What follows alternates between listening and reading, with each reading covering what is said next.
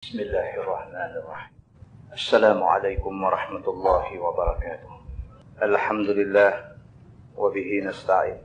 أشهد أن لا إله إلا الله وأشهد أن سيدنا محمدا عبده ورسوله ونصلي ونسلم على هذا النبي الكريم سيد المرسلين وعلى آله وصحبه أجمعين. أما بعد، أيها المؤمنون اتقوا الله، أوصيكم وإياي بتقوى الله فقد فاز المتقون. Muslimin dan muslimat, mudah-mudahan dirahmati Allah Subhanahu wa taala. Di dalam sebuah hadis riwayat daripada Ummi Kalsum binti Uqbah bin Abi Mu'aid radhiyallahu anha, kata dia, sami'tu Rasulullah sallallahu alaihi wasallam yaqul, laisal kadzdzab alladhi yuslihu bainan nas fayanmi khairan aw yaqulu khairan, muttafaqun alaih. Wa fi riwayat Muslim ziyadah qalat wa lam asma'hu yurakhisu fi syai'in mimma yaqulu an-nas illa fi thalathin, ta'ni al-harb wal islah bainan nas wa hadith ar-rajul imra'atah wa hadith al-mar'ah zawjaha, atau kama qala. Hadis sahih riwayat Imam Muslim. Muslimin dan muslimat yang dirahmati Allah sekalian, seorang sahabat yang bernama Ummi Kalsum binti Uqbah bin Abi Mu'aid radhiyallahu anha berkata, kata Ummu Kalsum, aku dengar Nabi sallallahu alaihi wasallam bersabda, sabda Nabi, laisal kadzdzab allazi yuslihu bainan nas. Nabi kata, tidaklah dianggap seseorang itu bohong kalau sekiranya dia berbohong untuk nak memperbaiki hubungan, nak mendamaikan di antara sama-sama manusia.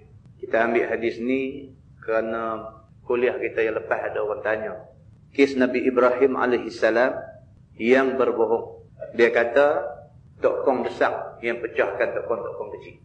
Malam ni kita baca sebuah hadis Nabi sallallahu alaihi wasallam. Nabi bersabda, Nabi kata laisal kadzdzab, Nabi kata tidak dianggap satu orang tu bohong, allazi yuslihu bainan nas, kalau sekiranya dia berbohong dengan tujuan supaya orang yang bergaduh boleh jadi berdamai.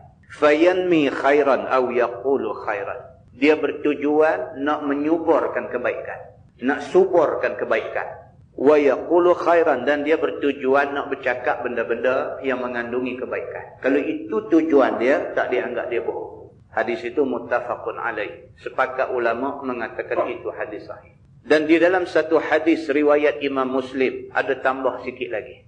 Kata Ummu Kalsum, walam asma'hu yurakhisu fi syai'in mimma yaqulun nas.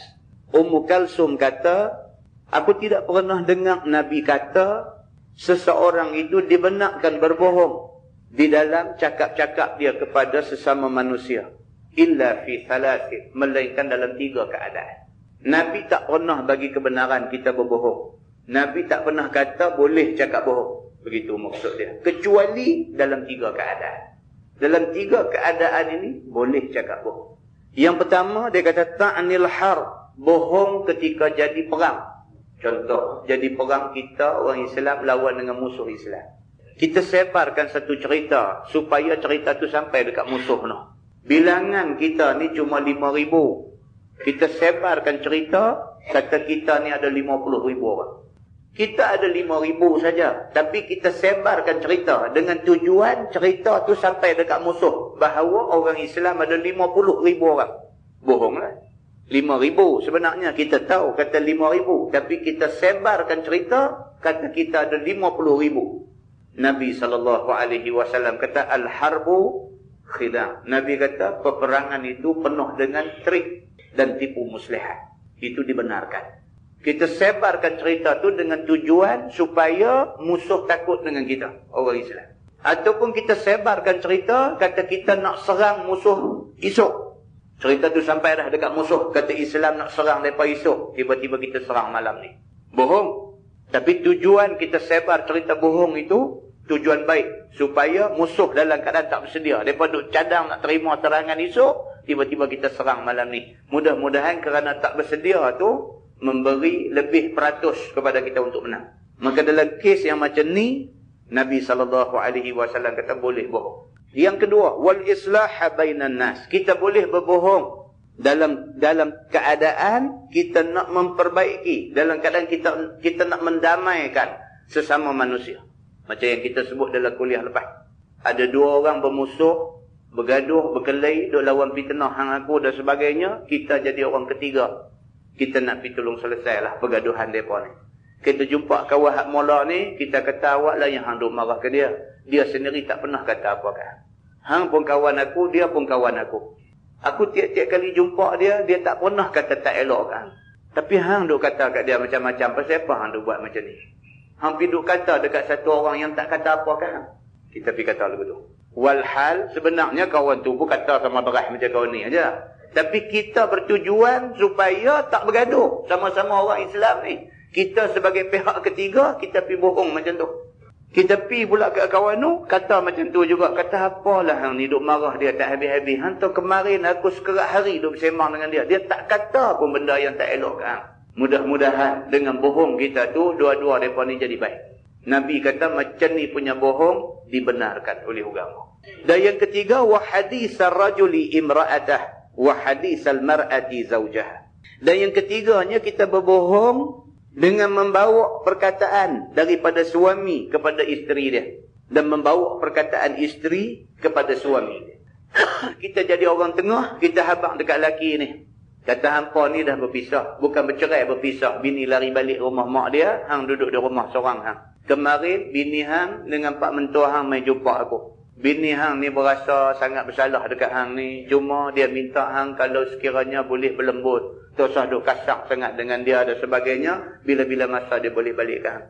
Dan cara dia main bercakap kemarin ni cukup elok. Kita cakap itu. Walhal bini main maki dia berkendak-kendak depan kita. Tapi kita kata tak. Bini hang ni langsung tak kata apa. Dia tak buka pun cerita tak elok hang ni. Cuma dia minta satu aja. Hang jangan duk kurungus sangat.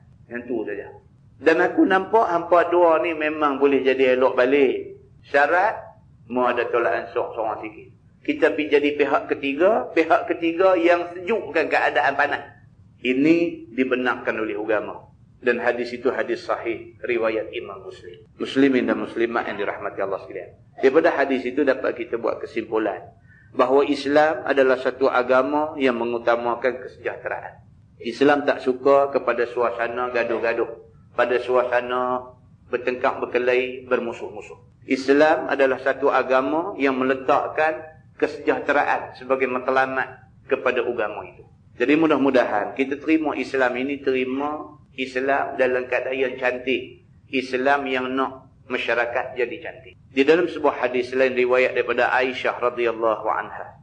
Kata Sayyidatina Aisyah, sami'a Rasulullah sallallahu alaihi wasallam sauta khusum bil bab. عالية أصواتهما وإذا أحدهما يستوضع الآخر ويسترفقه في شيء وهو يقول والله لا أفعل فخرج عليهما رسول الله صلى الله عليه وسلم فقال أين المتألي على الله لا يفعل المعروف فقال أنا يا رسول الله فله أي ذلك أحب atau kama qal, hadis muttafaqun alaih.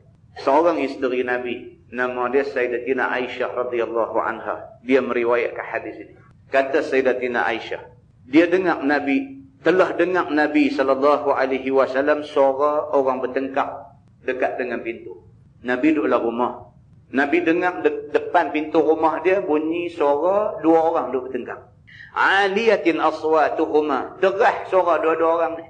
Hak seorang kata dekat seorang, hak seorang kata balik dekat kawan ni, duk bertengkar dua orang tu, suara bertengkar dua-dua orang ni cukup deras. Dengar jelas kepada Nabi sallallahu alaihi wasallam.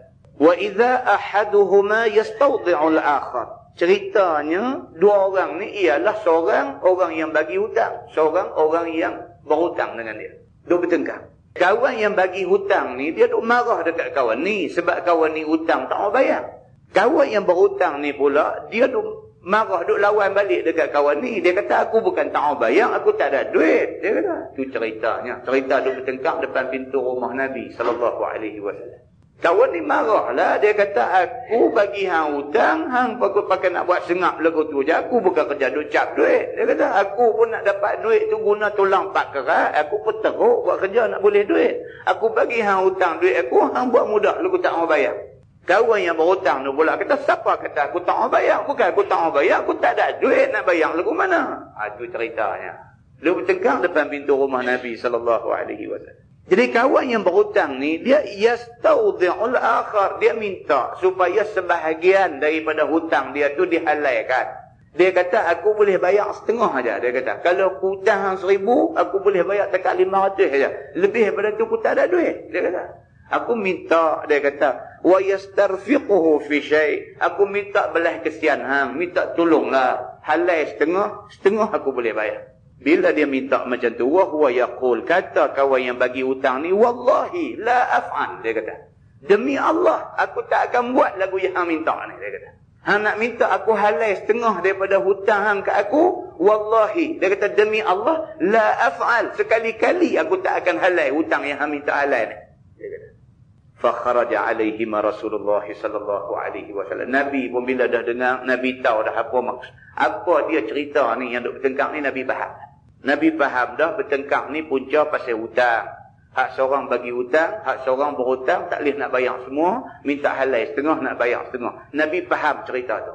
Fa kharaja Rasulullah sallallahu alaihi wasallam. Nabi keluar pergi dekat depa dua orang ni, faqalah. Nabi kata, ainal muta'alli 'ala Allah la yaf'alul ma'ruf. Nabi kata, siapa dia tak saat ni yang aku dengar dia bersumpah dengan nama Allah, wallahi dia bersumpah kata dia tak buat benda baik, menghalalkan hutang orang ni benda baik. Siapa dia tak saat ni yang bersumpah dengan nama Allah, kata dia sekali-kali tak akan halal hutang orang? Siapa dia yang sumpah dengan nama Allah tak buat baik ni? Siapa dia? Nabi tanya. Faqalah, jawab kawan ni, ana ya Rasulullah. Dia kata, saya lah tak saat ni yang kata wallahi la af'al tadi ni. Yang kata demi Allah, aku sekali-kali tak akan halal hutang hang dekat aku ni. Saya lah yang kata. Falahu ayyu dzalika ahad. Dia kata, kalau macam tu ya Rasulullah, kalau dengan kerana aku kata tu jadi salah ke aku, maka apa sajalah yang kau ni nak aku bagilah. Kalau dia nak minta halal semua aku bagi, kalau dia nak minta halal setengah aku bagi, dia kata apa pun jadi belaka hari ni. Dia kata, ni sahabat. Hadis itu hadis sahih, muttafaqun alaih. Muslimin dan muslimat yang dirahmati Allah sekalian, daripada hadis itu dapat kita faham. Yang pertama apa dia? Islam tak mau jadi gaduh-gaduh. Islam tak mau. Kerana hutang, kerana satu dua benda, kerana benda-benda yang sikit-sikit ni nak jadi bergaduh sampai putus silaturahim, Islam tak mau. Jadi Islam menekankan tentang hidup secara harmoni dan sejahtera di dalam masyarakat, lebih-lebih lagi sama-sama orang Islam. Itu satu. Yang kedua, hadis ni juga nak beritahu dekat kita tentang sahabat Nabi. Sekali nasihat Nabi cukup untuk melemahkan mereka.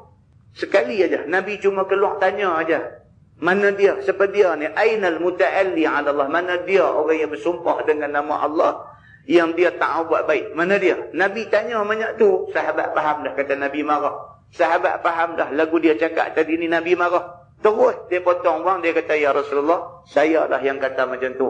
Lah ni macam ni lah, dia kata. Apa juga yang kau tu nak minta pada saya hari ni, saya turut semua. Kalau dia nak minta halal semua pun saya halal. Kalau dia nak minta halal setengah, nak bayar setengah pun saya terima. Lagu mana dia kata saya turut lah. Aku minta satu aja, Allah dan Rasul jangan marah. Itu dia tuan-tuan. Yang kata sahabat Nabi orang Islam ni, ayat Quran dengan hadis Nabi menyebabkan dia lemah segala-gala. Mereka sekali-kali tidak lawan ayat Quran dan tidak lawan hadis Nabi SAW. Mudah-mudahan kita ambil iktibar daripada dua hadis yang kita baca tadi, insyaAllah.